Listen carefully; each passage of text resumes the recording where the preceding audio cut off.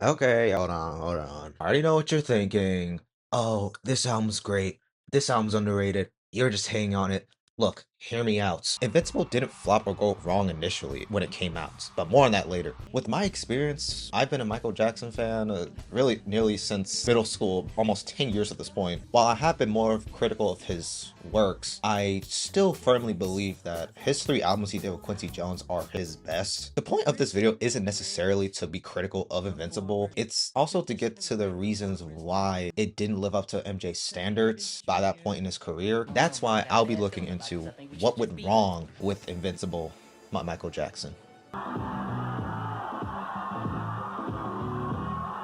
By the time we hit the 21st century, Michael Jackson was in a bit of a lull, so to speak.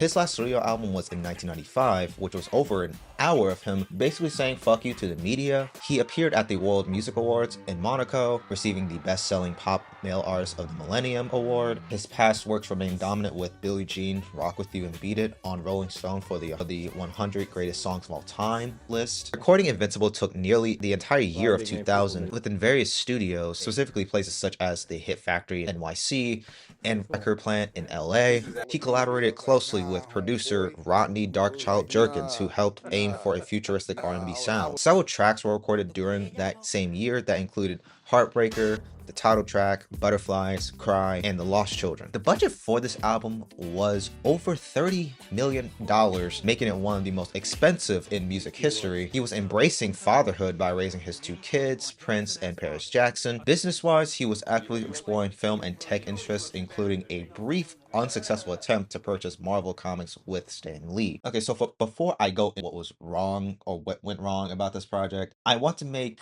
some things clear. It did have success a little while after it was released, debuted at #1 on the Billboard 200 and reached about 2 million sales in the US. Promotion started off very well because of the massive budget and the lead single of You Rock My World, and the 30th anniversary at Madison Square Garden. That actually looked quite fun. I actually wish I was alive during that time. I would just gotta look into really what went wrong with this project.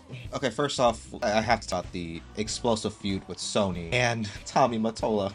Now, this is the biggest, probably the biggest factor in all this. Michael was locked in a bitter contract and ownership battle with Sony over his valuable ATV music publishing catalog. He accused Sony CEO Tommy Mottola of racism, exploitation, deliberately sabotaging Invincible to gain leverage, claiming the label wanted him weakened so he'll sell or lose control of assets. After the initial push, Sony allegedly retracted all that promotion back, with limited singles were released or pushed out to the public. Only You Rock My World, Cry, and Butterflies got any real attention. Others like Unbreakable got minimal or no video funding from the label. He publicly protested in 2002 outside of Sony offices, calling Mottola a racist and claiming the company conspired against artists. Sony countered that Jackson refused US tour dates and promotion commitments, and they had spent heavily, but sales dropped sharply after that first week. Another one would be there was no tour, there was no major supporting tour, as of course Michael has toured for previous albums such as Bad, Dangerous, and History. Those not only generated revenue,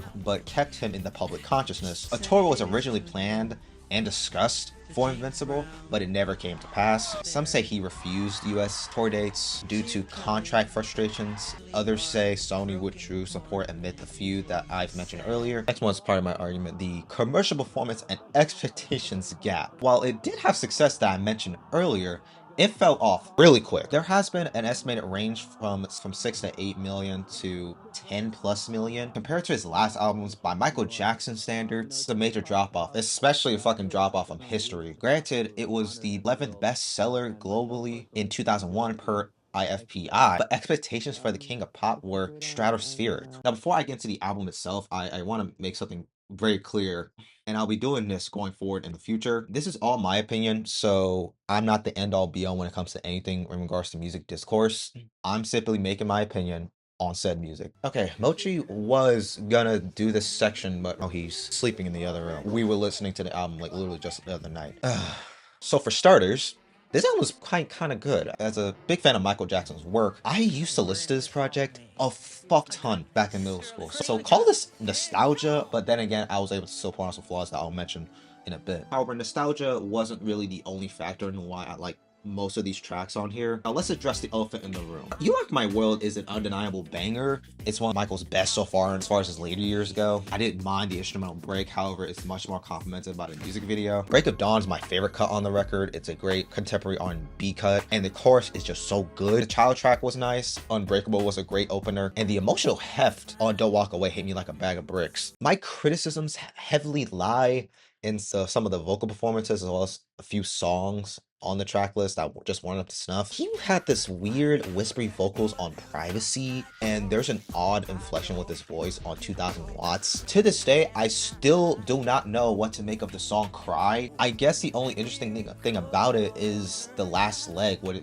comes this grand piece of instrumentation and choirs. It felt like I was literally being dragged to it on my way there. So in my opinion, Invincible wasn't half-assed. The idea that this album quote-unquote flopped would only make sense by Michael Jackson standards, I guess. It seems like it wasn't properly promoted due to the clash he had with Tommy. Critics overall were not pleased. There were a lot of mixed reviews noting the inconsistency, praised the vocals and production, but ultimately found a lot of things that weren't necessarily cohesive. To wrap this up, I do want to say one last thing for this conclusion. I don't think the word flop is fair to this album, or fair criticism to this album. I think the word underrated, I think, makes more sense of a word to use in this context. For this album, it was just a series of unfortunate events that took place after its release. The reason this album is attached to this title for this series of what went wrong is more or less on why it didn't live up to Michael's standards, commercially speaking. It's gonna be it for today's video. I hope y'all enjoyed. Please let me know on what other projects that went wrong for an artist that y'all want me to do next. If you disagree,